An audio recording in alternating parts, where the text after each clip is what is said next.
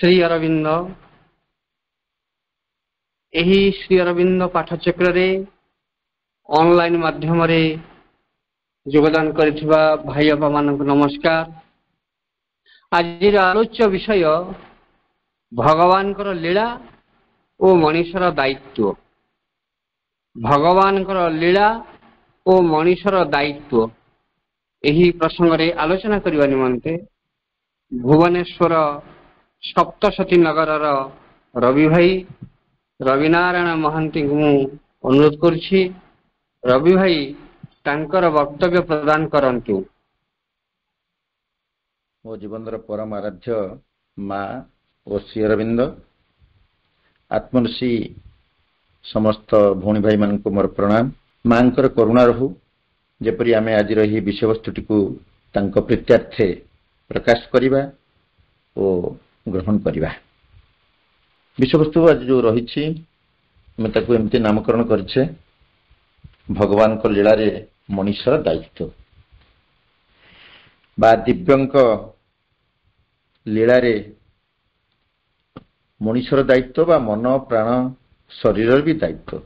अर्थात मनुष्य कहले मन प्राण शरीर एवं तन्मध्यस्थ आत्मा को आमे बुझुचे। गीतारे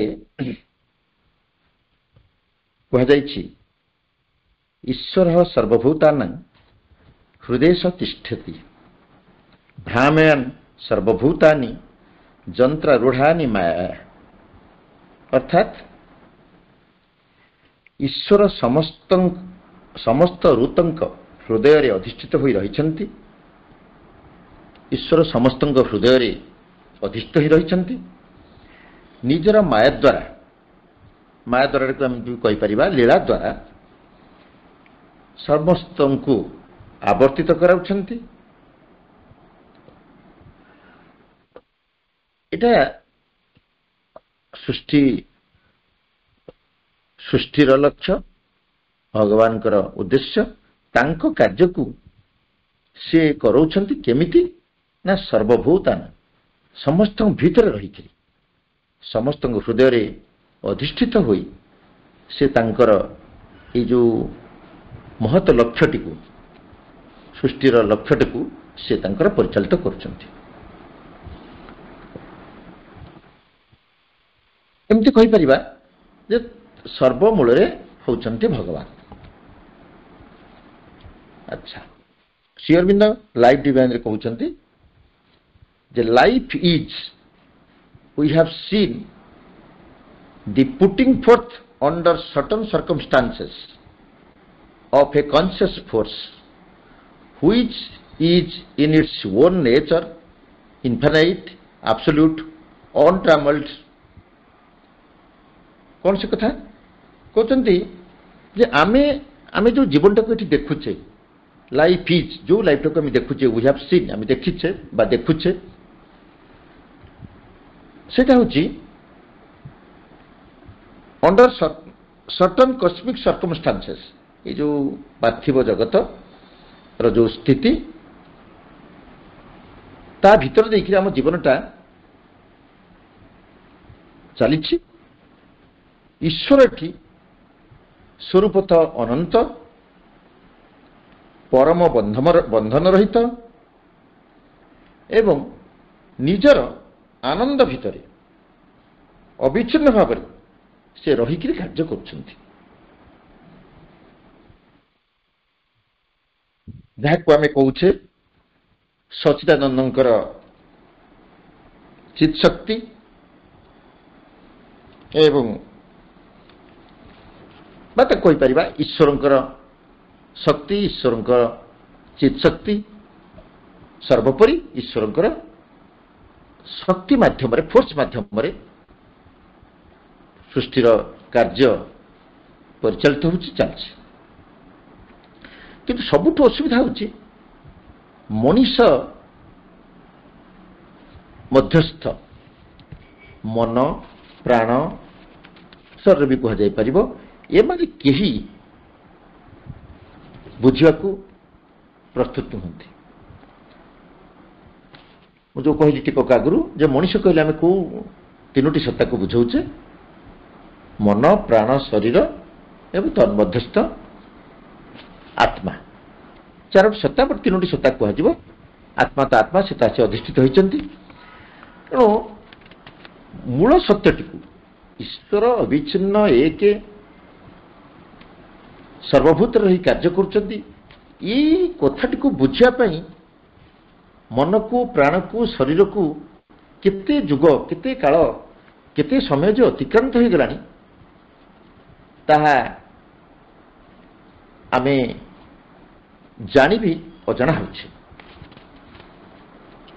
ତେଣୁ ମନର ଭିତରେ ମନ ଯେତେବେଳେ ତାକୁ ଗ୍ରହଣ କରିପାରୁନି, ଅଜ୍ଞାନତା ଅବସ୍ଥାରେ ଗ୍ରହଣ କରିପାରୁନି ଯେ ମୂଳ ସତ୍ୟ ବାସ୍ତବରେ କ'ଣ ରହିଛି ବୋଲି ବା ଭଗବାନଙ୍କ ଲୀଳା କ'ଣ ରହିଛି ବୋଲି, ତେଣୁ ସେ କ'ଣ କରୁଛି, ତାର ଏଇ ବିଭାଜନ ଧର୍ମୀ ଦ୍ୱନ୍ଦାତ୍ମକ ପ୍ରକ୍ରିୟାରେ ସବୁ ପ୍ରକାର ଦ୍ୱନ୍ଦ୍ୱ, ବିରୋଧ ଆସିକି ପହଞ୍ଚି ତେଣୁ ସୃଷ୍ଟି ସେଇଭଳି ଭାବରେ ଗତି କରି ଚାଲିଛି। ଫଳତଃ ଘଟୁଛି କ'ଣ ନା, ଯୋଉ ଲକ୍ଷ୍ୟ ପାଇଁ ଭଗବାନ ଚାହିଁଥିଲେ ତାହା ପୂରଣ ହେଇପାରୁନି। ମଣିଷ ଯୋଉ ଚେତନା ସ୍ତରରେ ଉର୍ଦ୍ଧ୍ୱକୁ ଉଠିବା କଥା, ଲୀଳା ତାକୁ ବୁଝି ନ ପାରି ଚେତନା ସ୍ତରରେ ଯୋଉ ଉର୍ଦ୍ଧ୍ୱକୁ ଉଠିବା କଥା, ମଣିଷ ଆଉ ଉଠି ପାରୁନାହିଁ। କେବେ ବି ମଣିଷର ମନ ଗ୍ରହଣ କରିପାରୁନି, ପ୍ରାଣ ଗ୍ରହଣ କରିପାରୁନି ଯେ ପରମଙ୍କ ଲୀଳା ଏଠି ଚାଲିଛି, ଯୋଉଟା ହେଉଛି ମନର ସମସ୍ୟା ବା ମନର ଗଣ୍ଠି, ପ୍ରାଣର ସମସ୍ୟା, ପ୍ରାଣର ଗଣ୍ଠି, ଯେମିତି ଗୁଡାକ ସେ ଶବ୍ଦଟିକୁ ଆମେ କହିପାରିବା। ଏଇ ଯୋଉ ମନଟିକି ସୃଷ୍ଟି କରାହେଇଛି, ମନଟିକି ବି ସୃଷ୍ଟି ଭଗବାନ କରିଛନ୍ତି। ତେଣୁ ଏଇ ଯୋଉ ମନରୂପୀ ଯୋଉ ଆବରଣଟା ରହିଛି ତାରି ପଛରେ କିନ୍ତୁ ଭଗବାନଙ୍କର ଯୋଉ ବିଶ୍ୱଚେତନାଟି, ୟୁନିଭର୍ସାଲ କନସିୟସନେସ୍, ବିଶ୍ୱଚେତନାଟି, ଭଗବାନଙ୍କର ଶକ୍ତି, ଭଗବାନଙ୍କର ଇଚ୍ଛା, ଭଗବାନଙ୍କର ମାଧୁର୍ଯ୍ୟ, ଭଗବାନଙ୍କର ଇପ୍ସିତ ଉଦ୍ଦେଶ୍ୟ ଯେ ନିହିତ ରହିଛି, ପ୍ରଚ୍ଛନ୍ନ ହୋଇ ରହିଛି, ସେ କଥା ଅଗ୍ରଦୃଷ୍ଟିର ଅଭାବ ଯୋଗୁଁ ଭବିଷ୍ୟତ କଥାଟିକୁ ବୁଝିବା ଜ୍ଞାନର ଅଭାବ ଦୃଷ୍ଟିରୁ ମନ ମୋଟେ ବୁଝିପାରୁନାହିଁ। ଏଇ କଥାଟିକୁ ମନ ମୋଟେ ବୁଝିପାରୁନାହିଁ। ସବୁବେଳେ ମନ ଭାବୁଛି ଯେ ଏଇ ଯୋଉ ପରମ ସତ୍ୟଟା ବାସ୍ତବ ନୁହେଁ, ଏଇଟା ଗୋଟେ ପ୍ରତିଭାସ, ଗୋଟେ ଛାୟା, ଗୋଟେ ମାୟା, ଏଥିରେ କିଛି ରିଏଲିଟି ନାହିଁ। এই କଥା ମନ ଭାବି ଚାଲିଛି। ଫଳରେ ଆମେ ଯୋଉ ସୃଷ୍ଟିକି ଆଜି ଦେଖୁଛେ, ଯୋଉ ସଂସାରକୁ ଆମେ ଦେଖୁଛେ, ସେଟା ପରସ୍ପର ବିରୋଧ ସଂଘାତ ପରି ମନେ ହେଉଛି। କେହି କାହାକୁ ବୁଝିବାକୁ ନାରାଜ। ଅନୁଧ୍ୟାନ କରନ୍ତୁ, ମଣିଷ କେହି କାହାକୁ ଗ୍ରହଣ କରିବାକୁ, କେହି କାହାକୁ ବୁଝିବାକୁ ନାରାଜ। ମନ ବି ନିଜର ସ୍ଥିତିରୁ ଊର୍ଦ୍ଧ୍ୱକୁ ଯିବା ପାଇଁ ବି ନାରାଜ। ସବୁଠୁ ସେଇଥିପାଇଁ ଅସୁବିଧା ହେଉଛି ମନର ଏଇ ଯୋଉ ଗଣ୍ଠି ଆସିକି ପହଞ୍ଚି, ମନର ଏଇ ଯୋଉ ଅଜ୍ଞାନତାର ଏକ ଶକ୍ତି ଯେ ନିହିତ ରହିଛି, ବିଶ୍ୱଚେତନାର ଏକ ପ୍ରେରଣା ଯେ ଆମେ ପ୍ରତି ମୁହୂର୍ତ୍ତରେ କ'ଣ କରୁଛେ, ଉପଲବ୍ଧି କରୁଛେ, ଏଇ ଅନୁଭବଟା ମନ ପାଖରେ ଜମା ନାହିଁ। ମନ ତାଠାରୁ ଦୂରରେ ଅଛି, ଯୋଉଟା କି ଗୋଟେ ବଡ଼ ଦାୟିତ୍ୱ ଥିଲା ମଣିଷ ପାଇଁ। କିନ୍ତୁ ମନ ସେହି ସ୍ତରକୁ ଆସିପାରୁନି ବୋଲି ତା ଦାୟିତ୍ୱ ସମ୍ପର୍କରେ, ତାର କର୍ତ୍ତବ୍ୟ ସମ୍ବନ୍ଧରେ ମନ ସଚେତନ ହେଇପାରୁନାହିଁ। ଆମେ ଦେଖିବା ଯେ ଯୋଉ ସମସ୍ୟା ଗୁଡ଼ିକ ଆମ ଜୀବନରେ ଆସୁଛି, ସେ ସମସ୍ୟାକୁ ମନ ପ୍ରାଣ ସୃଷ୍ଟି କରୁଛନ୍ତି ଏବଂ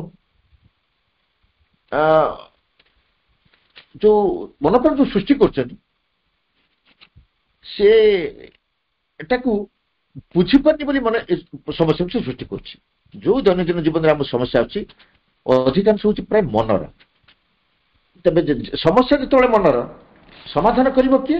ସେଇ ମନ ହିଁ କରିବାକୁ ଚାହିଁବ ବା କରିବା ଉଚିତ। ମନ ଚାହୁଁଛି ଯେ ହଁ, ମୋ ଲେବୁଲରେ ମୁଁ କିଛି ଗୋଟେ ସମାଧାନ କରିଦେବି, ଠିକ ଅଛି। ବଟ୍ କେବେ ବି ମନ ଏକୁଟିଆ ଏକୁଟିଆ ଏ ସମସ୍ୟା ଗୁଡ଼ିକୁ ସମାଧାନ କରିପାରିବ ନାହିଁ। କାହିଁକି କରିପାରିବନି?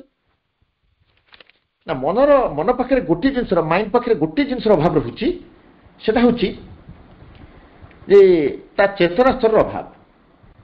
ମନ ଯଦି ସେଇ ସମସ୍ୟାଟାକୁ ନେଇ ଚେତନା ପାଖରେ ନ ପହଞ୍ଚାଇବ, ତାର ଗୋଟେ ଉଚ୍ଚତର ଭାବନା ପାଖରେ ନ ପହଞ୍ଚାଇବ, ସବୁବେଳେ ଅର୍ଡିନାରୀ ମାଇଣ୍ଡରେ ବିଚାର କରୁଥିବ, ତାହେଲେ ଯେଉଁ ସମସ୍ୟା ବର୍ତ୍ତମାନ ମଣିଷ ଜୀବନରେ ଚାଲିଛି, ସୃଷ୍ଟିରେ ଚାଲିଛି, ପ୍ରତ୍ୟେକ ବ୍ୟକ୍ତି ସତ୍ତାଙ୍କ ପାଖରେ ଚାଲିଛି, ତାର ସମାଧାନ କେବେ ବି ହେଇପାରିବ ନାହିଁ। ଏଇଟା ହେଉଛି ଗୋଟେ ଗୁରୁଦାୟିତ୍ୱ ମଣିଷ ପାଇଁ, ଗୁରୁଦାୟିତ୍ୱ ମନ ପାଇଁ, ଗୁରୁଦାୟିତ୍ୱ ପ୍ରାଣ ପାଇଁ, ଇଭିନ୍ ଶରୀର ପାଇଁ। ଶରୀର ମଧ୍ୟ ସାଥ ଦେବା ଦରକାର। ତ ଚେତନା ସ୍ତରରେ ମଣିଷକୁ ତାର ମନ ପ୍ରାଣର ଚିନ୍ତାଧାରାକୁ ଚେତନା ଓ କର୍ମର ଭୂମି ଉପରେ ନେଇକି ଥୋଇବା ପାଇଁ ପଡ଼ିବ। ଯେଉଁ ସମସ୍ୟା ଆସୁଛି ତାକୁ ଚେତନା ସ୍ତରରେ ସମାଧାନ କରିବ, ଅର୍ଡିନାରୀ ଭାବରେ ସମାଧାନ କରିପାରିବ ନାହିଁ। ଅର୍ଡିନାରୀ ଲାଇଫରେ ସମାଧାନ କରିବାର ସମୟ ଅତିକ୍ରାନ୍ତ ହୋଇଯାଇଛି। ଆଜି ମଣିଷକୁ ସବୁ କଥା ଅନ୍ତର୍ମୁଖୀ ହୋଇ, ଇନର ପାର୍ଟକୁ ଯାଇ, ଡିପର ପାର୍ଟକୁ ଯାଇ, ହୃଦୟସ୍ଥ ଆତ୍ମାଙ୍କର ନିର୍ଦ୍ଦେଶରେ କେଉଁ କାର୍ଯ୍ୟଟା ହେବ, କେଉଁ କାର୍ଯ୍ୟଟା ନ ହେବ, ତାକୁ ବିଚାର କରି କାର୍ଯ୍ୟ କରିବାକୁ ପଡ଼ିବ। ଯେଉଁ ସମସ୍ୟା ଅଛି ସେ ସମସ୍ୟାକୁ ସମାଧାନ କରିବାକୁ, ସେ ତାର ସମାଧାନ ରାସ୍ତା ଫିଟାଇବା ପାଇଁ ମଣିଷକୁ କ'ଣ କରିବା ପାଇଁ ପଡ଼ିବ? ନା ଚେତନା ଓ କର୍ମଭୂମି ଉପରେ ନେଇକରି ତାର ଚିନ୍ତାଧାରାକୁ ଥୋଇବାକୁ ପଡ଼ିବ। ଏଇଟା ଅତି ଜରୁରୀ। କାହା ପାଇଁ? ନା ଫର୍ ଦି କନସିୟସ୍ ପିପୁଲ, ସଚେତିତ ମଣିଷ ପାଇଁ, ଆମ ଅନେକ ପାଇଁ। ଏକଥା କହି ଶ୍ରୀ ଅରବିନ୍ଦ କହୁଛନ୍ତି, ଲାଇଫ୍ ଡିଭାଇନରେ ଶ୍ରୀ ଅରବିନ୍ଦ କହିଲେ ଯେ consciousness as force has created the world.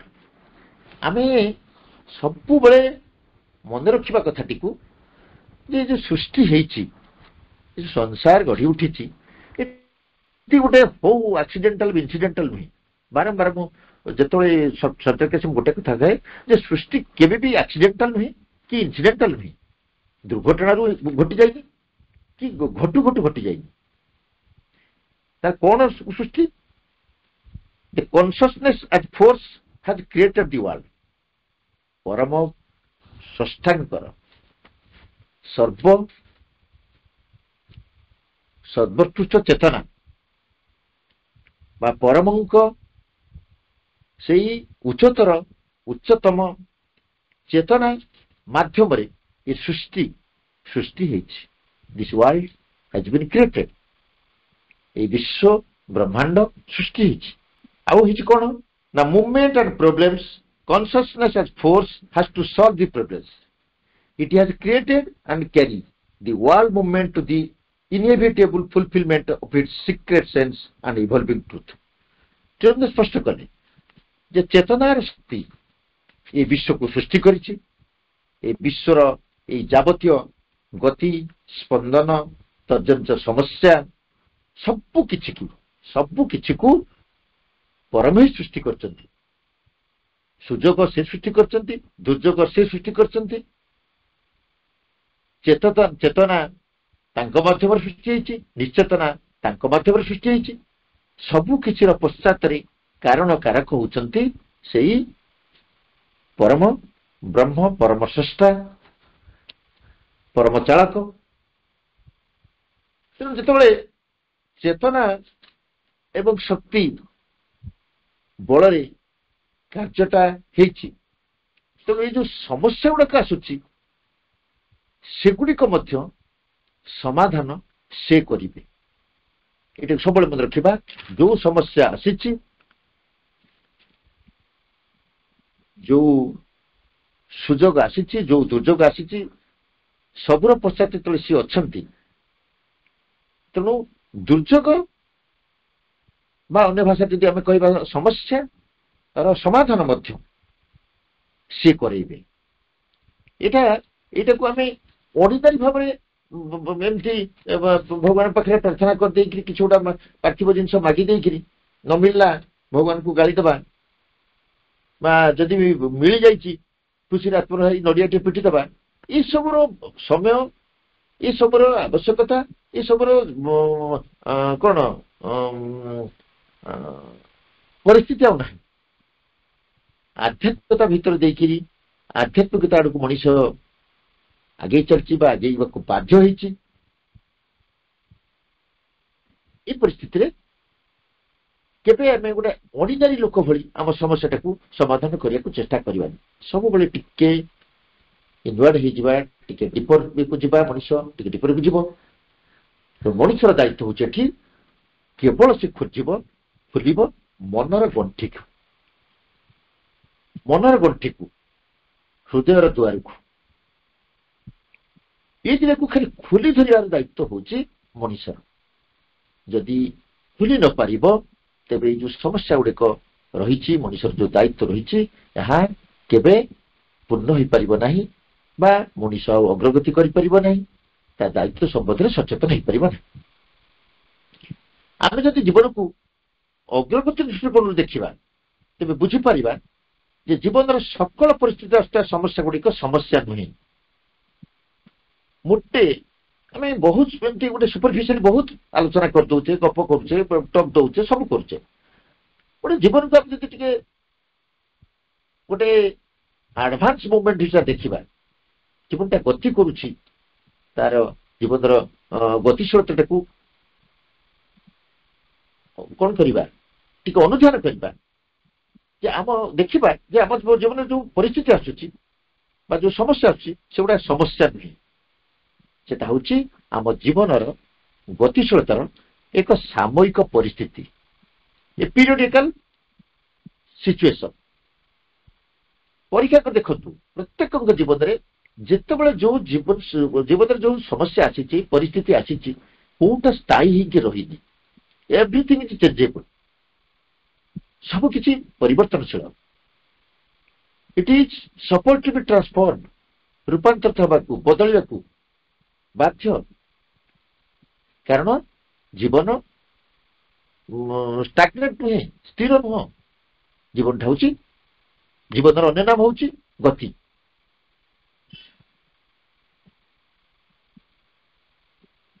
ଆଉ ଗୋଟେ କଥା ସବୁବେଳେ ମନେ ରଖିବା, ସମସ୍ୟା ଭିତରେ ହିଁ ସମାଧାନ ସୂତ୍ର ରହିଥାଏ। ଆମେ ବହୁତ ସମୟ ସମସ୍ୟା ଭିତରେ ଦେଇକରି ଗତି କଲାବେଳେ ଆମେ ଭାଙ୍ଗି ପଡୁ, ବିବ୍ରତ ହେଇଯାଉ, କିନ୍ତୁ ପ୍ରକୃତିରେ ତାହା ନୁହେଁ। ସମସ୍ୟା ଅଛି ମାନେ ସମାଧାନ ରହିଛି।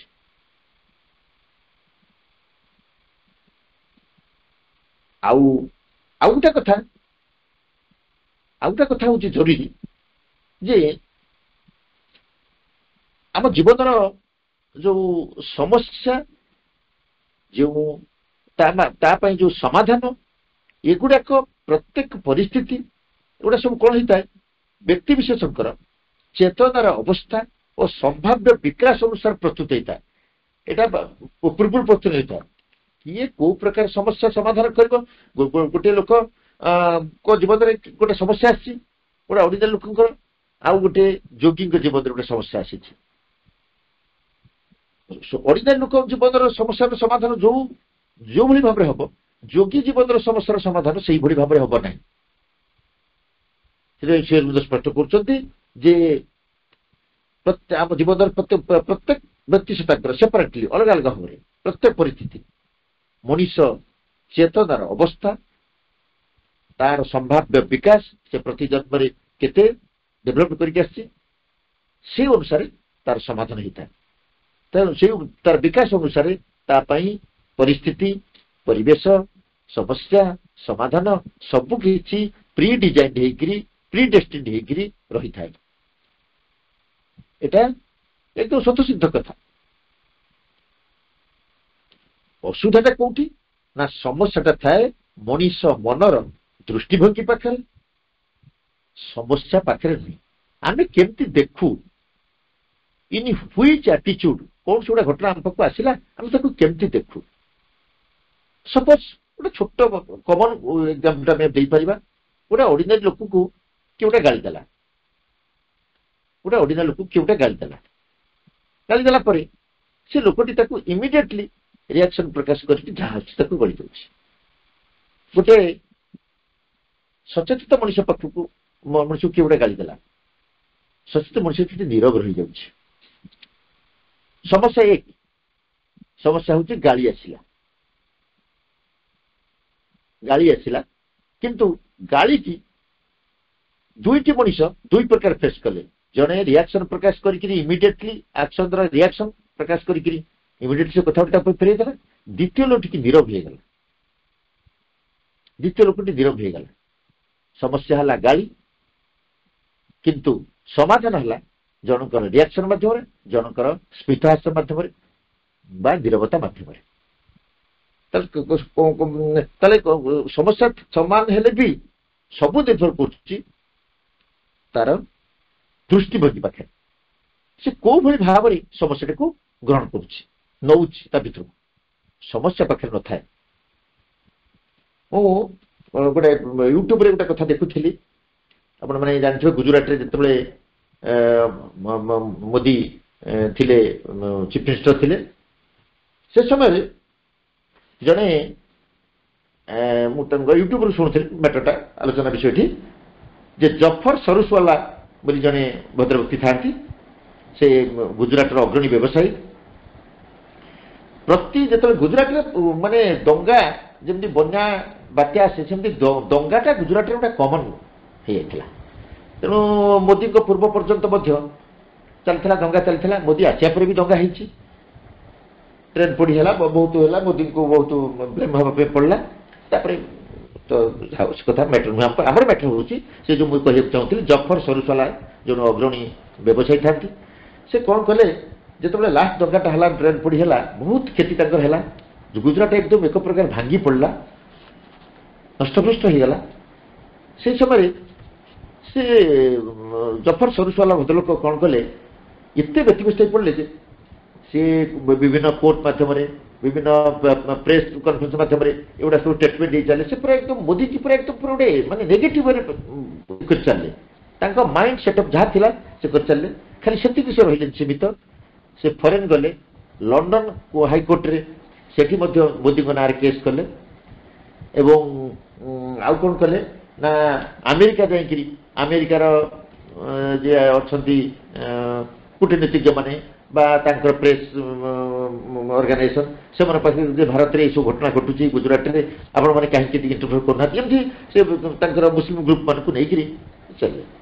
ସମସ୍ତେ ତାଙ୍କ ପଛରେ ଲାଗିଗଲେ, ହଁ ଏମିତି କର ସେମିତି କର ହେଲା, ନେଗେଟିଭ ୱେରେ ତାଙ୍କୁ ସମସ୍ତେ କରି ଚାଲିଲେ। ବଟ୍ ଯେତେବେଳେ ବର୍ଷେ ଖଣ୍ଡେ ପର୍ଯ୍ୟନ୍ତ ଚେଷ୍ଟା କଲେ, ତାପରେ ମୋଦି ସେକେଣ୍ଡ ଟର୍ମରେ ଆସିଲେ ଗୁଜୁରାଟର ମୁଖ୍ୟମନ୍ତ୍ରୀ ହେଇକି, ହଠାତ୍ ସେ କହିଛନ୍ତି ତାଙ୍କ ଷ୍ଟେଟମେଣ୍ଟ, ସେ କହିଛନ୍ତି ତାଙ୍କ ଇଣ୍ଟରଭ୍ୟୁଟା ମୁଁ ପଢୁଥିଲି, ସେ କହିଛନ୍ତି ମୋ ଭିତରେ ଆସିଲା ଯେ ସମସ୍ୟା ମୋଦିଙ୍କ ପାଖରେ କ୍ରିଏଟ୍ ହେଇଛି, ବା ମୋଦିଙ୍କୁ ମୁଁ ସେଣ୍ଟର କରିକି ମୋ ସମସ୍ୟାଟା ଅଛି, ସମାଧାନଟା ମଧ୍ୟ ସେଇ ମୋଦିଙ୍କ ପାଖରେ ହବ, ମୁଁ ଏତେ ଲୋକର ଇଏ କାହିଁକି ନଉଛି। ତାପରେ ସେ ଇଣ୍ଡିଆ ଟିଭିର ଚେୟାରମ୍ୟାନ ରଜତ ଶର୍ମା ଏବଂ ସିନେମାର ସେ ମହେଶ ଭଟ୍ଟ ତାଙ୍କର ମାନେ ସହଯୋଗ ନେଇକିରି ମୋଦିଙ୍କ ସହିତ ଟାଇମ୍ ଫିକ୍ସ କରିଛନ୍ତି ସାର୍ କଥା ହେବା ପାଇଁ। ଦେଖନ୍ତୁ ସେଇ ଲୋକର ମନ, ସମସ୍ୟା ଏକ, ସମାଧାନ କେମିତି ହେଲା। ସେ କ'ଣ କଲେ, ତାପରେ ମୋଦିଙ୍କ ପାଖରେ ଲଣ୍ଡନରେ ତାଙ୍କର ଭେଟ ହେଇଛି। ଯେତେବେଳେ ସେ ମୋଦିକି ଯୋଉ ଟାଇମ୍ କହିଥିଲେ 9:15 କୋଉଟା ଟାଇମ୍ ଦେଇଥିଲେ, ମୋଦିକି ଯାଇ ପହଞ୍ଚୁନି। ମୋଦି କ'ଣ କଲେ, ତାଙ୍କ କାନ୍ଧରେ ହାତ ପକେଇ କହିବେ, ଭାଇ କ୍ୟା ହୁଆ ଆଇ, କହିକି ତାଙ୍କୁ ନେଇକିରି ବସେଇଛନ୍ତି। ବାସ୍ ସେଇଠୁ ଆରମ୍ଭ ହେଇଛି ତାଙ୍କ ଜୀବନର, ତାଙ୍କ ମନର ଅବସ୍ଥାର ମୋଡ଼। ଯୋଉ ଲୋକ ଇଣ୍ଟରନ୍ୟାସନାଲ ଲେଭେଲ ପର୍ଯ୍ୟନ୍ତ ଯାଇକି ତାକୁ ବିରୋଧ କରୁଥିଲେ, ଖାଲି ଗୋଟିଏ ପଦ, ଭାଇ ଭୟା କ୍ୟା ହୁଆ ଆଇ ବୈଠେ, ମୋଦି ତାଙ୍କ ଅଣ୍ଟା ପାଖରେ ହାତ ବୁଲେଇକି ତାଙ୍କୁ ନେଇକି ପାଖରେ ଚେୟାରରେ ବସେଇ ଦେଇଛନ୍ତି, ଘଣ୍ଟା ଗୋଟେ ଲଚେଇଛି। ତାପରେ ସେ ମୋଦିଙ୍କର ଫ୍ୟାନ୍ ହେଇଯାଇଛନ୍ତି। ସେଇ ମଣିଷ ସେ ମନଟା। ତେଣୁ ଆମେ ବହୁତ ସମୟରେ କ'ଣ କରୁଛେ, ଇଏ ମନର ବିକାର ଯୋଗୁଁ, ମନର ଅଜ୍ଞାନତା ଯୋଗୁଁ, ମନର ଏଇ ଯୋଉ ଚେତନା ସ୍ତରର ଉର୍ଦ୍ଧ୍ୱ ଚେତନାର ଅବସ୍ଥା, ହୀନ ଅବସ୍ଥା ଯୋଗୁଁ ଆମେ ଆମ ସମସ୍ୟାଟାକୁ ଗୁରୁତର କରି ପକାଉଛେ। ଏଇଟା ମାନେ ସମାଜକୁ, ସମାଜ ଜୀବନକୁ, ବ୍ୟକ୍ତି ଜୀବନକୁ କିନ୍ତୁ ଦୁର୍ବିଷହ କରି ପକାଉଛି। ତେଣୁ ମନ ମଧ୍ୟକୁ ଯେତେବେଳେ ଦ୍ୱନ୍ଦ୍ୱ ପ୍ରବେଶ କରୁଛି, ସନ୍ଦେହ ପ୍ରବେଶ କରୁଛି, ପ୍ରକୃତ ସାହସୀ ସିଏ, ପ୍ରକୃତ ମାନେ ଚେତନା ସ୍ତର ବ୍ୟକ୍ତି ସିଏ ବା ପ୍ରକୃତ ମଣିଷ ସିଏ ଯିଏ କଣ କରିବ ନା ଦ୍ୱନ୍ଦ୍ୱ ସୀମା ସନ୍ଦେହର ସୀମାରେଖାକୁ ପାର ହେଇକି ଚେତନା ବଳୟରୁ କାର୍ଯ୍ୟ କରିବାର ପ୍ରେରଣା ପାଇବ। ଯୋଉ କଥା ମୁଁ କହିଲି ଜଫର ସରୁସ୍ୱାଲଙ୍କ କଥା କହିଲି। ଛୋଟ ଛୋଟ ଉଦାହରଣ ହେଇପାରେ, କିନ୍ତୁ ଏଇ ଦୈନନ୍ଦିନ ଜୀବନର ଘଟଣା ଗୁଡ଼ିକ ଉଦାହରଣ ଗୁଡ଼ିକ ଆମ ଭଳି ମଣିଷମାନଙ୍କ ପାଇଁ ବହୁତ ସାହାଯ୍ୟ କରିବ। ତାହେଲେ ଆମେ କିଛି ଗୋଟେ ଘଟଣା ଶୁଣିଲେ ତାକୁ ସବୁବେଳେ ଆମକୁ କଲ୍ କରିବା ପାଇଁ ପଡ଼ିବ। ଦ୍ୱନ୍ଦ୍ୱ ସନ୍ଦେହର ସୀମାରେଖା ପାର ହୋଇକରି ଚେତନା ବଳୟରୁ ଆମକୁ ସେ କଥାଟିକୁ ଗ୍ରହଣ କରିବା ପାଇଁ ପଡ଼ିବ, କାର୍ଯ୍ୟ କରିବାର ପ୍ରେରଣା ଲାଭ କରିବାକୁ ପଡ଼ିବ। କାରଣ ମାନବ ଜୀବନର ବା ମଣିଷ ଜୀବନର ଗତି, ମନର ଗତି, ପ୍ରାଣର ଗତି କେବେ ବି ସରଳ ରୈଖିକ ନୁହେଁ। ସରଳ ଭାବରେ ତା ଜୀବନ ଚାଲୁନି। ଏହା ସଂଘର୍ଷମୟ, ଦ୍ୱନ୍ଦ୍ୱପୂର୍ଣ୍ଣ। କାହିଁକି ନା ଏଇଥିପାଇଁ ଯେ ପ୍ରକୃତିଗତ ଓ ବିଶ୍ୱଗତ କିଛି ପ୍ରତିବନ୍ଧକ ମଣିଷ ଜୀବନରେ ଏହି ବାଧା ସଂଘର୍ଷ ଆଣିଥାନ୍ତି। ମଣିଷ ଜୀବନଟା ଜମା ଗୋଟେ ସରଳରେଖ ଗତି ନୁହେଁ। ସମସ୍ୟା ଭିତରେ ହିଁ ମଣିଷର ଜୀବନର ସାର୍ଥକତା, ଜୀବନର ଗତି। ସଂଘର୍ଷ ଆସିବ, ପ୍ରତିବନ୍ଧ ଆସିବ, କିନ୍ତୁ ସେଠି ମଣିଷକୁ କେମିତି କାର୍ଯ୍ୟ କରିବା ପାଇଁ ପଡ଼ିବ? ମଣିଷର ଦାୟିତ୍ୱ କଣ ନା ଚେତନା ବଳୟରୁ କାର୍ଯ୍ୟ କରିବାର ଦାୟିତ୍ୱ ପ୍ରେରଣା ସେ ଲାଭ କରିବ। ଚେତନା ବଳୟରୁ କାର୍ଯ୍ୟ କରିବାର ପ୍ରେରଣା ମଣିଷ ଯଦି ଲାଭ କରିପାରିବ ବା ଆମେ ଯଦି ଲାଭ କରିପାରିବା, ତାହେଲେ ଭଗବାନଙ୍କର ଯୋଉ ଲୀଳା, ଭଗବାନଙ୍କର ଯୋଉ ଆମକୁ ଯୋଉ କାର୍ଯ୍ୟ ପାଇଁ ଦାୟିତ୍ୱ ଦିଆହେଇଛି ଆମେ ସେ କାର୍ଯ୍ୟଟିକୁ କରିପାରିବା। ସେ କହୁଛନ୍ତି a long dim preparation is man's life. ମଣିଷର ଯୋଉ ଜୀବନ ଦିଆହେଇଛି ସେଟା ହଉଛି ଏକ ଦୀର୍ଘ ଅସ୍ପଷ୍ଟ ପ୍ରସ୍ତୁତି ପ୍ରକ୍ରିୟା। ଅସ୍ପଷ୍ଟ, ଆମକୁ ଦେଖାଯାଉନି, ଆମର ସେ ଜ୍ଞାନ ନାହିଁ, ଆମର ସେ ଦୃଷ୍ଟିଭଙ୍ଗୀ ନାହିଁ, ଆମର ସେତିକି ପର୍ଯ୍ୟନ୍ତ ଆମର ଲକ୍ଷ୍ୟଟାକୁ ଆମର ଆଖିର ଶକ୍ତି ବା ସୀମା କୋଉ ପର୍ଯ୍ୟନ୍ତ ସେ ଯୋଉଠି ଯେମିତି ଦିଗ୍ବଳ ଲାଗି ପୃଥିବୀରେ ସେ ଛିଡ଼ି ଯାଇଛି ସେତିକି ପର୍ଯ୍ୟନ୍ତ। ତେଣୁ ଆମେ ତା ଆଗକୁ ଦେଖିପାରିବାନି। ତେଣୁ କହୁଛନ୍ତି long dim preparation is man's life. ମଣିଷର ଜୀବନ ହେଉଛି ଏକ ଦୀର୍ଘ ଅସ୍ପଷ୍ଟ ପ୍ରସ୍ତୁତି ପ୍ରକ୍ରିୟା। ଲମ୍ବା ଏବଂ ଅସ୍ପଷ୍ଟ, ଆମକୁ ଦେଖାଯାଉନଥିବ, ଏ ତ ପ୍ରସ୍ତୁତି ପ୍ରକ୍ରିୟା। A circle of toil and hope and war and peace. ଆଉ କଣ ମଣିଷର ଜୀବନ ନା ଏହା ପରମୁଖ ଦ୍ୱାରା ଟଣାଯାଇଥିବା ଏକ ବୃତ ସଦୃଶ ସୀମାରେଖା। ଏ ସାର୍କଲ ଅଫ୍ ଟଏଲ, ଗୋଟେ ବୃତ ସଦୃଶ ସୀମାରେଖା ଯୋଉଠି କଣ ରହିଛି ନା ଆଶା ରହିଛି, ହୋପ୍ ଆଣ୍ଡ ୱାର, ଆଶା ରହିଛି, ନିରାଶା ରହିଛି, ସ୍ଥିରତା ରହିଛି, ଦ୍ୱନ୍ଦ୍ୱ ରହିଛି, ୱାର ଆଣ୍ଡ ପିସ୍, ଯୁଦ୍ଧ ରହିଛି ଏବଂ ଶାନ୍ତି ରହିଛି। ତା ଅର୍ଥ ମନୁଷ୍ୟ ଜୀବନଟା ହେଉଛି ଗୋଟେ ଆଶା, ନିରାଶା, ସ୍ଥିରତା, ଦ୍ୱନ୍ଦ୍ୱ, ଯୁଦ୍ଧ, ଶାନ୍ତି ସବୁ କିଛିର ଏକ ମିକ୍ସଚର, ଏକ ଗୋଟେ ମାନେ ଗୋଟେ ଗୋଳମାଳିଆ ସ୍ଥିତି ହଉଛି ମଣିଷର ଜୀବନ। ତା ଭିତରୁ ଆଉ କହୁଛନ୍ତି tracked out by life on matter's obscure ground. ମଣିଷ ଜୀବନ ମହାଜଡର, ଅବସ୍କ୍ୟୁର ଗ୍ରାଉଣ୍ଡ ମାନେ ମହାଜଡ, ମହାଜଡର ଏଇ ଅନ୍ଧକାର କ୍ଷେତ୍ରରେ ବିଶ୍ୱ ଜୀବନ ଦ୍ୱାରା ଟଣା ହେଇଥିବା ଏକ କ୍ଷେତ୍ର। ଆମେ ଜଡ଼ ଭିତରୁ ଆମେ ଜାଣିଛେ ମଣିଷ ଜଡ଼ରୁ ଆସିବା ନେକ୍ସଟ ଇଏକୁ, ଯେ ଜଡ଼ରୁ କେମିତି ଆସିକି ମନସ୍ତରରେ ମଣିଷ ପହଞ୍ଚି। ତେଣୁ ମହାଜଡ ଏହି ଅନ୍ଧକାର କ୍ଷେତ୍ରରେ ବିଶ୍ୱ ଜୀବନ ଦ୍ୱାରା ଟଣା ଯାଇଥିବା ଏକ କ୍ଷେତ୍ର ହେଉଛି ମଣିଷର ଜୀବନ। ସେଠୁ ଆମେ ଯଦି ଖାଲି କହିବା ଯେ ଆମେ ଖାଲି ଆଶା ପାଇବା, ନିରାଶା ଦେଖିବାନି, ଶାନ୍ତି ପାଇବା, ଅଶାନ୍ତି ଦେଖିବାନି, ବା ଯୁଦ୍ଧ ଦେଖିବାନି, ସ୍ଥିରତା ଦେଖିବା, ଦ୍ୱନ୍ଦ୍ୱ ଦେଖିବାନି, ଏଇଟା ହେଇପାରିବନି। ସବୁ ଭିତରେ ଦେଇକିରି ଜୀବନର ଏକ ବୃତ୍ତାକାର ଗତି, a circle of toil and hope and war and peace ମଣିଷ ଜୀବନ। ତେଣୁ ଜୀବନ ପ୍ରତି ବିତସ୍ପୃହ ହୋଇକିରି ବିମୁଖ ହୋଇକିରି ପଳାୟନପନ୍ଥୀ ହେବା ଭଗବାନଙ୍କ ଲୀଳାର ଜମା ଏଟା ନୁହେଁ। ମୁକ୍ତି ଚାହିଁବା ମଧ୍ୟ ସମୀଚୀନ ନୁହେଁ। କାରଣ ସମସ୍ୟା ପ୍ରତି ବିମୁଖ ହେବା ଚେତନାଗତ ବିଫଳତାର ପ୍ରମାଣ।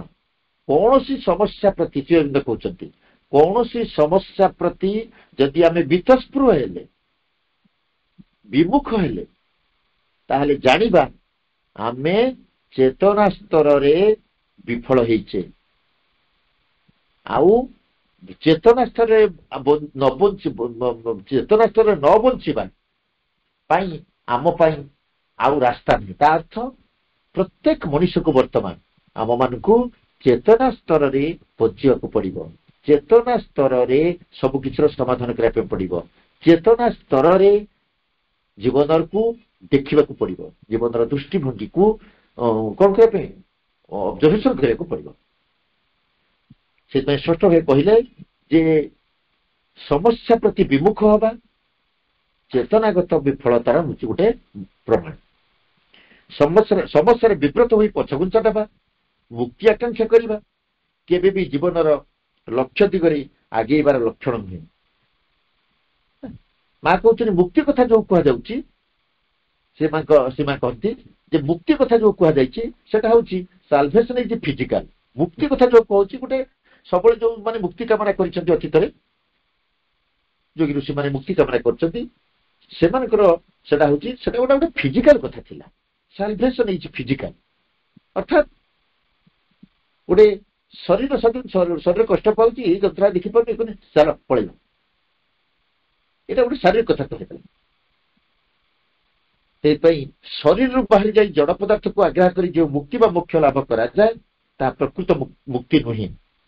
ଖାଲି ଶରୀର ମାନେ ଆମେ ଯଦି ଶରୀର କଷ୍ଟ ପାଉଛି ବୋଲି ଯନ୍ତ୍ରଣା ଦୁଃଖ ଦେଖିପାରିବାନି, ପୃଥିବୀରେ ସମ୍ଭବ ନୁହଁ କହିକିରି ଯଦି ଆମେ ମୋକ୍ଷ କଥା ଚିନ୍ତା କରିବା, ଏଇଟା ଗୋଟେ ଶାରୀରିକ ଦୃଷ୍ଟିକୋଣରୁ କଥା ଉଠିବ।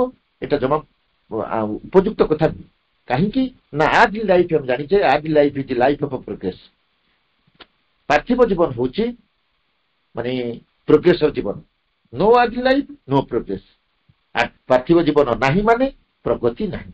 ତେଣୁ ମୁକ୍ତି ନା ଧରିବାନି ବା ମଣିଷ କେବେ ବି ଗୋଟେ ଶାରୀରିକ ଦୃଷ୍ଟିରୁ ମୁକ୍ତି କଥା ସିନା ଚିନ୍ତା କରିଦେବ, କିନ୍ତୁ ତାର ସେ ସବୁବେଳେ ମୁକ୍ତି କୋଉଠି ହେବା ଦରକାର? ମୁକ୍ତି କୋଉଠି ହେବା ଦରକାର ନା ଏଇ ଯୋଉ ଅଜ୍ଞାନତାର ମୁକ୍ତି ହେବା ଦରକାର। ମନୁଷ୍ୟ ତା ନିଜର ସୀମାବନ୍ଧନ ମଧ୍ୟରୁ, ତାର ଚେତନାର ସୀମାବଦ୍ଧତାରୁ, ତାର ଶରୀର ସୀମାବଦ୍ଧରୁ ମୁକ୍ତି ପାଇବାକୁ ହିଁ ଯଥାର୍ଥ ମୁକ୍ତି ବୋଲି କୁହାଯିବ। ଏଇ କଷ୍ଟ ଯନ୍ତ୍ରଣା ପାଉଛି ବୋଲି ଗୋଟେ ଶରୀର ଭାବରେ ଶାରୀରିକ ଭାବେ ଗୋଟେ ମୁକ୍ତି ପାଇଯିବା, ସେଇଟା ଜମା ମଣିଷ ପାଇଁ ପ୍ରଯୁଜ୍ୟ ନୁହେଁ ବା ତାର ଦାୟିତ୍ୱ ତାର ଦାୟିତ୍ୱ ହଉଛି ସେ କଣ କରିବ। ମଣିଷର ଦାୟିତ୍ୱ ଭଗବାନ ଲୀଳାକୁ ସମ୍ପାଦିତ କରିବାକୁ ହେଲେ ସିଏ ତା ନିଜର ସୀମାବନ୍ଧନ ମଧ୍ୟରୁ, ତା ଚେତନାର ସୀମାବଦ୍ଧତାରୁ ଉର୍ଦ୍ଧ୍ୱକୁ ଯିବ, ସୋ ଦ୍ୟାଟ୍ ମଣିଷ ତାର ପ୍ରକୃତ ଦାୟିତ୍ୱ ନିଭେଇ ପାରିବ। ଯଦି ଆମେ ଜୀବନର ସମସ୍ୟା ପ୍ରତି ଟିକେ ଲକ୍ଷ୍ୟ କରିବା, ଦେଖିବା କଣ ନା ଯୋଉମାନେ ସମସ୍ୟା ଭିତରେ ପଡିଛନ୍ତି ସେମାନେ ସେଥିରୁ ଉଧୁରିଛନ୍ତି ବା ସମାଧାନ ପାଇଛନ୍ତି, କିନ୍ତୁ ପଳାୟନପନ୍ଥୀ ଯୋଉମାନେ ହେଇଛନ୍ତି ସେମାନେ ଜୀବନରେ କେବେ ବି ପ୍ରୋଗ୍ରେସ କରିପାରିନାହାନ୍ତି। ସେ କହୁଛନ୍ତି ଜୀବନ ପରେ ଜୀବନ ଅତିକ୍ରାନ୍ତ କରିଛି, ଲାଇଫ ଆସିକି ପହଞ୍ଚି କୋଉଥିରେ ନା ଆମେ ସମସ୍ତେ ଜାଣିଛେ ଲାଇଫ ତିନିଟା ସ୍ତର ଦେଇ ଗତି କରି ସାରିଲାଣି। ତିନିଟା ଆପିୟରାନ୍ସ ମଣିଷ ଜୀବନରେ ଆସିଛି। କୋଉଠୁ ନା ଆମେ ଜାଣିଥିଲେ ମହାଶୂନ୍ୟ ଥିଲା, ପୁରା ସମ୍ପୂର୍ଣ୍ଣ ରୂପେ ଶୂନ୍ୟ ଥିଲା। ଭଗବତ ଚେତନା ପାର୍ଥିବ ଜଗତରେ ଯେତେବେଳେ ଭଗବାନ ସୃଷ୍ଟି କଲେ, ସେ ପ୍ରଥମେ ଜଳରୁ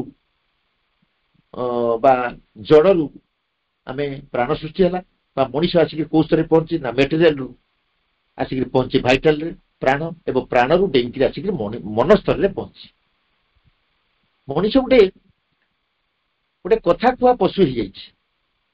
କଥା ଟକେଟିଭ ଆନିମଲ, ଗୋଟେ କଥା କୁହା ପଶୁ ହେଇଯାଇଛି। ତିନିଟା ଷ୍ଟେଜ ଶ୍ରୀଅରବିନ୍ଦ କହୁଛନ୍ତି, ତିନିଟା ସକ୍ସେସିଭ ଷ୍ଟେଜ ଅତିକ୍ରମ କରିସାରିଛି ମଣିଷ। ତୃତୀୟ ଷ୍ଟେଜରେ ପହଞ୍ଚି, ସେଟା ହଉଛି ଗୋଟେ ହଉଛି ପ୍ରଥମ ହଉଛି ମେଟେରିଆଲ ଜଡ଼, ଜଡ଼ରୁ ତାପରେ ଆମେ ପ୍ରାଣ ଚେତନା, ପ୍ରାଣସତ୍ତା ଦେଇକିରି ଆସି ମାଇଣ୍ଡ ବା ମେଣ୍ଟାଲ ଷ୍ଟେଜରେ ପହଞ୍ଚେ, ମନ ସ୍ତରରେ ପହଞ୍ଚେ। ମନ ସ୍ତରରେ ପହଞ୍ଚିକିରି ସେଇ ମନରେ ମଣିଷ ଅଟକି ଯାଇଛି। ମନ ସ୍ତରରେ ପହଞ୍ଚିକିରି ମଣିଷର ମନ ସେଇ ମନରେ ହିଁ ମାଇଣ୍ଡରେ ଅଟକି ଯାଇଛି, ତା ନିଜସ୍ୱରେ ସେ କାର୍ଯ୍ୟ କରୁଛି, କିନ୍ତୁ କରିପାରୁନି କଣ ନା ମନ ଉପରେ ତାର ମାଷ୍ଟେଟ୍ ନାହିଁ, ସେ ପ୍ରଭୁତ୍ୱ ହାସଲ କରିପାରୁନି। ସେଥିପାଇଁ ଲାଇଫ୍ ଡିଭାଇନ୍ ଶ୍ରୀ ଅରବିନ୍ଦ କହିଲେ, here in mind consciousness is delivered out its imprisonment in the act and form of its own force. Shri Aurobindo କହିଲେ କଣ ନା ଏଠି ଯୋଉ ଜୀବନ ଚାଲିଛି ଏଇ ମନମୟ ଜଗତରେ ବା ମନ ସ୍ତରରେ ଚେତନାର କାରାଗାରବଦ୍ଧତା କଟି ଯାଉଛି। ତା ଅର୍ଥ ଯେତେବେଳେ ମେଟେରିଆଲ ବେଳେ ମଣିଷର ଚେତନା ପୁରା ପ୍ରିଜିନ୍ ହେଇ ରହିଥିଲା, ବଦ୍ଧ ହେଇକି ରହିଥିଲା, ବନ୍ଧା ହେଇକି ରହିଥିଲା, ତାପରେ ମେଟେରିଆଲରୁ ଭାଇଟାଲକୁ ଆସିଲା, ପ୍ରାଣ ଆଡ଼କୁ ଆସିଲା। ଯେଣୁ ପ୍ରାଣ ସ୍ତରକୁ ଯେତେବେଳେ ଆସିଲା, ଯୋଉ ଚେତନା ସ୍ତର କଥା ପ୍ରାଣ ସ୍ତରରେ ଟିକେ ଡେଭଲପ ହେଇଗଲା ଏବଂ ମନ ସ୍ତରରେ ବା ମନ ଆମେ ଯୋଉ ବର୍ତ୍ତମାନ ମନ ଭିତ୍ତିକ ଜୀବନ ବଞ୍ଚୁଛେ, ମାଇଣ୍ଡ ଷ୍ଟେଟ୍ ଅଫ୍ ମାଇଣ୍ଡରେ ଆମ ମାଇଣ୍ଡଟା ଅଛି, ଆମ କନସିୟସନେସଟା ମାଇଣ୍ଡ ସ୍ତରରେ ରହିଛି, ମନ ସ୍ତରରେ ରହିଛି। ସେଇ ସ୍ତରରେ ସେ କହୁଛନ୍ତି ମନ ସ୍ତରରେ ଯୋଉ ଚେତନା ଯୋଉ ଟିକେ ଇମ୍ପ୍ରିଜ୍ ହେଇ ରହିଥିଲା, କାରାଗାରବଦ୍ଧ ହେଇଥିଲା ବା ଟିକେ ବନ୍ଧା ପଡ଼ିଥିଲା, ଟିକେ ମୁକୁଳିଛି କିନ୍ତୁ but it is not yet master of the act and form because it has emerged as an individual consciousness and is our। କଣ କହୁଛନ୍ତି ନା ମନ ଯୋଉ ସ୍ତରରେ ଆସିକି ପହଞ୍ଚିଛି, ବର୍ତ୍ତମାନ ଯୋଉ ସ୍ତରରେ ମନ ଆସିକି ପହଞ୍ଚିଛି ଆମ ମାନଙ୍କର, ସେ କହୁଛନ୍ତି but it is not yet master of the act। ମଣିଷର ମନ ବା ମଣିଷର ମନ ତା ନିଜ ଉପରେ ପ୍ରଭୁତ୍ୱ ହାସଲ କରିପାରୁନି। ନିଜ ଉପରେ ଯଦି ପ୍ରଭୁତ୍ୱ ହାସଲ କରିଥାନ୍ତା ସେ କୋଉଠି ଥାନ୍ତା ନା ଭଗବତ ଚେତନାରେ ଥାନ୍ତା, ଡିଭାଇନ୍ କନସିୟସନେସ୍ ଥାନ୍ତା, କିନ୍ତୁ ତାହା ହେଇପାରୁନି। ନିଜର ଶକ୍ତି ଓ କାର୍ଯ୍ୟ ଉପରେ ମନର ପ୍ରଭୁତ୍ୱ ମୋଟେ ଆସିନି, କାରଣ ମନ ସୃଷ୍ଟିକି ଆସିଛି ଏକ ବ୍ୟକ୍ତି ଚେତନା ଭାବରେ। ସେଇଥିପାଇଁ କଣ ହଉଛି ନା କହୁଛନ୍ତି therefore only of a fragmental movement of its own total activities। ସେଥିପାଇଁ ମନ ନିଜର ସମସ୍ତ ଆକ୍ଟିଭିଟିରେ କିଛି ଅଂଶକୁ ହିଁ ବୁଝିପାରୁଛି, ଯାହାକି ମନର ବଡ ସମସ୍ୟା। ଏଠି ମନ ତାର ଦାୟିତ୍ୱ ନିଭେଇ ପାରୁନି। ମୁଁ ବାରମ୍ବାର ଗୋଟେ କଥା କହୁଛି ଯେ ମନ ତା ଦାୟିତ୍ୱ ନିଭେଇ ପାରୁନି ବା ମଣିଷ ତା ଦାୟିତ୍ୱ ନିଭେଇ ପାରୁନି। ତାର କାରଣ ହଉଛି ଯୋଉ ମନ ପ୍ରାଣଟିକି ସେ ପାଇଛି, ଜଡତା ମାନେ ମେଟେରିଆଲ ଗଲାଣି, ଯୋଉ ପ୍ରାଣ ମନଟିଏ ପାଇଛି, ସେମାନଙ୍କର ନିଜ ଉପରେ ପ୍ରଭୁତ୍ୱ ନାହିଁ। They are not guided by their highest consciousness। Highest କଥା ଛାଡ, ହାୟର କନସିୟସନେସ୍, ଉଚ୍ଚତମ କଥା ଛାଡିଦିଅ, ଉଚ୍ଚତର ଚେତନା କ୍ରମରେ ମଧ୍ୟ ଏପର୍ଯ୍ୟନ୍ତ ମନ ଗାଇଡେଡ୍ ହେଇପାରୁନାହିଁ। ଏଇଟା ଗୋଟେ ହଉଛି ବଡ ସମସ୍ୟା। ଏଇଟା ହଉଛି ଗୋଟେ ମାନେ ମଣିଷ ପାଇଁ ଗୋଟେ ଦାୟିତ୍ୱହୀନତାର ଦୃଷ୍ଟାନ୍ତ। ଅନ୍ୟ ଶବ୍ଦରେ ଆମେ କହିପାରିବା ଏପର୍ଯ୍ୟନ୍ତ ମନ ପ୍ରାଣର ଗଣ୍ଠି ବା ଅସୁବିଧା କଣ ହେଇପାରୁନି, ଖୋଲି ପାରୁନି। ଆମ ମାନଙ୍କର ମନର ଗଣ୍ଠି, ପ୍ରାଣର ଗଣ୍ଠି ଆମର ଜିତି ଆମେ ଧରିକି ବସିଛେ। ତେଣୁ ଜୀବନ ଆଜି ଯେଉଁଠି ପହଞ୍ଚିଛି ସେଇ ଜାଗାରେ ମନୁଷ୍ୟ ମନମୟ ସତ୍ତାର ଏକ ଜୀବ ରୂପେ ବିତରଣ କରୁଛି। ଆମେ ନିଜକୁ ପଚାରିବା, ସବୁବେଳେ ମୁଁ କହେ ଆମେ ନିଜକୁ ପଚାରିବା, ଆମେ ଆମ ମନମୟ ଆମ ମନଟାକୁ ଧରିକିରି ମନର ସେଇ ଗଣ୍ଠିକି ଜାବୁଡ଼ିକିରି ଆମେ ବଞ୍ଚିନେ କି? ଆମେ କେବେ ନାଇଁ ଭଗବାନ ଯଦି ମନଟା ଦେଇଛନ୍ତି ମୁଁ ଟିକେ ନୀରବ ହେଇଯାଏ, କଣ ଗୋଟେ ସମାଧାନ ହେଇଯିବ, ଏ କଥା କହୁଛେ? ପ୍ରତି କଥାରେ ଆମେ କହୁଛେ ଯେ ନାଇଁ ମୁଁ ଯାହା କହୁଛି ବା ମୋ ମନ ଯାହା କହୁଛି ତାହା ଠିକ। ତେଣୁ ମନକୁ ନୀରବ କରିବାକୁ ପଡିବ। ଆସ୍ତେ ଆସ୍ତେ ସେ ଜିନିଷ ଗୁଡାକ ଆସିବ, ମଣିଷ ପାଖକୁ ଆସିବ, ମଣିଷ ତାର ସମାଧାନ ରାସ୍ତା ପାଇବ। ତେଣୁ ମନମୟ ସତ୍ତାର ଏକ ଜୀବ ରୂପେ ମଣିଷ ଏବେ ବିତରଣ କରୁଛି। ତାର ମନ ଚେତନା ମନ ଶକ୍ତି ରୂପେ କାର୍ଯ୍ୟ କରୁଛି। ବେଳେ ବେଳେ ମନ କଣ କରୁଛି, ଗୋଟେ ବିଶ୍ୱଗତ ପ୍ରାଣର ବି ପରିଚୟ ପାଉଛି। ଅର୍ଥାତ୍ ତାକୁ ଗୋଟେ ୟୁନିଭର୍ସାଲ ଫୋର୍ସର ଏନକରେଜମେଣ୍ଟ, ଉତ୍ସାହ ମିଳୁଛି।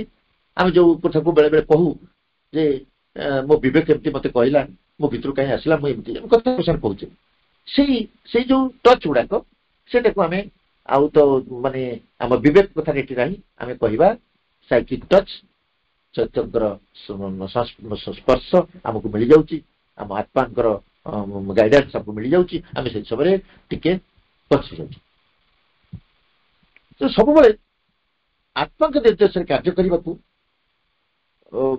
ଯୋଉଟା ଆମର ଆବଶ୍ୟକ ତା ନକରି ଆମେ ଗୋଟେ ମନୋମୟ ଜୀବନ ବା ମନୋମୟ ସ୍ଥିତିରେ ଥିବାରୁ ମନ କଥାରେ ଅଧିକାଂଶ ସମୟ ପ୍ରଚଳ ହେଉଛି। ଯୋଉ କୁହାହେଲା ସାମୟିକ କଥା କୁହାହେଲା, ବେଳେ ବେଳେ ତାର ଅନୁଭବ ଆସୁଛି ଯେ ନାଇଁ ଏଇଟା ଭୁଲ ହେଲା କି ଏଇଟା ଠିକ ହେଲା। ସେଇ ସମୟରେ ସେ ଉଦାସ ହେଇଯାଉଛି, ମଣିଷ ଉଦାସ ହେଇଯାଉଛି, ଗମ୍ଭୀର ହେଇଯାଉଛି ଏବଂ ତା ଭିତରେ ଆସୁଛି ଶ୍ମଶାନ ବୈରାଗ୍ୟ। ଶ୍ମଶାନ ବୈରାଗ୍ୟ କଥାଟି ଆମେ ଜାଣିଛେ, ବହୁତ କଥା ଆଲୋଚନା ହେଇଛେ, ଆମେ ଜାଣିଛେ, ସମନଷ୍ଟ କରିବାନି। ତେଣୁ ଶ୍ମଶାନରେ ଥାଇକିରି ଯେତେବେଳେ ଭାବିଦେବା ସଂସାରରେ କିଛି ନାହିଁ, ତାପରେ ସାଡୁ ଆସି ଯେମିତି ଆସି ପହଞ୍ଚି ଯାଉଛେ ଯେ ଏ ଖାଦ୍ୟଟା ହେଇଥିଲେ ଟିକେ ଭଲ ହେଇଥାନ୍ତା, ଶବଦାହ କରି ଆସିଛୁ, ଆଉ ଏମିତି କଣ କଲେ, ତାଙ୍କ କଣ ଘରେ ଖାଇବୁ ନାହିଁ, ତାଙ୍କର କଣ ଅଭାବ ଅଛି କି ସଂସାରରେ କିଛି ନାହିଁ, କାଲି ଝଗଡା କରିବାନି। ଯୋଉ ଭାଇଟି ମରିଯାଇଥିବ ସେ ଭାଇର ସ୍ତ୍ରୀ ଠାରୁ ବାଣ୍ଟ ନେବା ପାଇଁ ତାପର୍ଯ୍ୟନ୍ତ ସକାଳୁ ଆମେ ଝଗଡା ଆରମ୍ଭ କରିଦେଉଛୁ।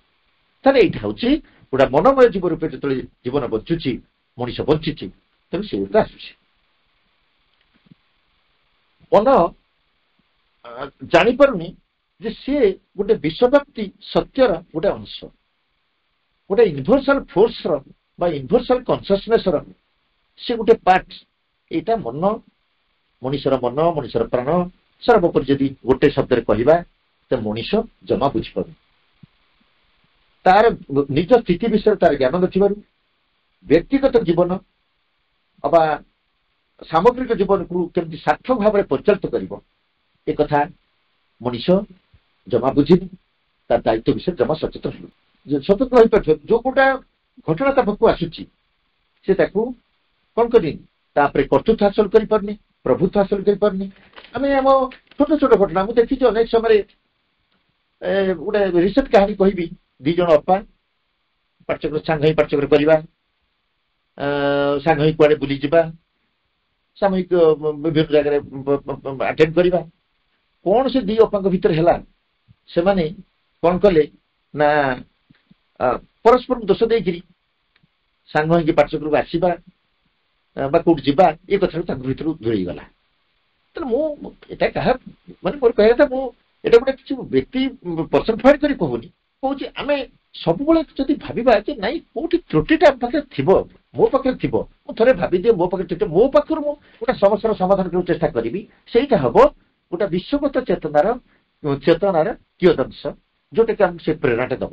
ଆଉ ଆମେ ଯଦି ମନୋମୟ ଜୀବନ ଭାବରେ ବଞ୍ଚିବାକୁ ଚାହିଁବା, ମେଣ୍ଟାଲ ଷ୍ଟେଟ୍ ଅଫ୍ ମାଇଣ୍ଡ ରହିବାକୁ ଚାହିଁବା, ତାହେଲେ ଅର୍ଡିନାରୀ ଜୀବନ ଏମିତି ସିନା ବଞ୍ଚୁଥିବା ତାର ଭବିଷ୍ୟତ ଆଉ ହେଇପାରିବନି। ମଣିଷର ଦାୟିତ୍ୱ ହଉଛି କଣ କରିବ ନା, ସେ ଯେହେତୁ ଜଡ ସ୍ତର ଉଠି ସାରିଲାନି, ଜଡ ଉପରେ ପ୍ରଭୁତ୍ୱ ହାସଲ କରିବ। ଯେହେତୁ ପ୍ରାଣ ସ୍ତରରେ ତାର ଆଫିୟରାନ୍ସ ହେଇସାରିଲାନି, ପ୍ରାଣ ଉପରେ ପ୍ରଭୁତ୍ୱ ହାସଲ କରିବ। ଏବଂ ଯେହେତୁ ମନ ସ୍ତରରେ ପହଞ୍ଚି ଯାଉଛି, ମନ ଉପରେ ପ୍ରଭୁତ୍ୱ ହାସଲ ମାଷ୍ଟର ହବ। ମନ ପ୍ରାଣ ଜଡ ମନ ଜଡ ଉପରେ ମଣିଷ ମାଷ୍ଟରୀ ହାସଲ କରିବ, ପ୍ରାଣ ଉପରେ ମାଷ୍ଟରୀ ହାସଲ କରିବ, ମନ ଉପରେ ମାଷ୍ଟରୀ ହାସଲ କରିବ। ଏଗୁଡା ହଉଛି ବଡ ଦାୟିତ୍ୱ ମଣିଷ ପାଇଁ। ଯେପର୍ଯ୍ୟନ୍ତ ଏଗୁଡାକୁ ସେ ହାସଲ କରି ନ ପାରୁଥିବ, ସେଥିପାଇଁ ସେ କଣ ହଉଥିବ ନା, ଆମର ଯୋଉ ଲକ୍ଷ୍ୟ, ଜୀବନର ଲକ୍ଷ୍ୟ, ପରିବର୍ତ୍ତନ ହବାର ଲକ୍ଷ୍ୟ କଣ ହଉଥିବ, ମାନେ ଦୂର ହେଇକି ଯାଉଥିବ। ସେ କହୁଛନ୍ତି ଯେ ମଣିଷର ମନ ପଶୁର ମନ ପରି ଆତ୍ମଚେତନାର ଝଲକ ଭାବରେ ରହିବ ନାହିଁ। କହୁଛନ୍ତି ଯେ human mind is not only jet of light of self consciousness like the animal. ମନୁଷ୍ୟର ମନ ପଶୁର ମନ ପରି ଆତ୍ମଚେତନାର ଝଲକ ନେଇକି ବଞ୍ଚି ପାରିବେନି। ଅର୍ଥ, ପଶୁ ପାଖରେ ଟିକେ ଝଲକ ଆସିଲା, ସେ ଟିକେ କଣ ଟିକେ ପାଇଗଲା ଝଲକ, ପୁଣି ଯୋଉ ପଶୁ ଭଳି କାର୍ଯ୍ୟ କଲା, ସେଇଟା ଆଉ ମଣିଷ ମନ ପାଇଁ ନୁହେଁ। ମଣିଷ ଆଉ ସେ ସ୍ତରକୁ ଫେରିବା ଉଚିତ ନୁହେଁ। ମଣିଷକୁ କଣ କରିବା ପାଇଁ ପଡିବ ନା, ପଶୁ ଭଳି ଗୋଟେ ଝଲକରେ, ଚେତନାର ଝଲକରେ ବଞ୍ଚିବାକୁ ପଡିବନି। ଏହା ସମ୍ପ୍ରସାରିତ ହେବ, ଆଲୋକିତ ହେବ, ନିଜ ଉପରେ କର୍ତ୍ତୃତ୍ୱ ସ୍ଥାପନ କରିବ। ଏଇଟା ସମୟ ଆସିଛି ଆମ ପାଇଁ, ଆମକୁ ଏସବୁ ଉପରେ କର୍ତ୍ତୃତ୍ୱ ସ୍ଥାପନ କରିବା ପାଇଁ ପଡିବ। ସେଥିପାଇଁ ସେ କହୁଛନ୍ତି human mind will be more and more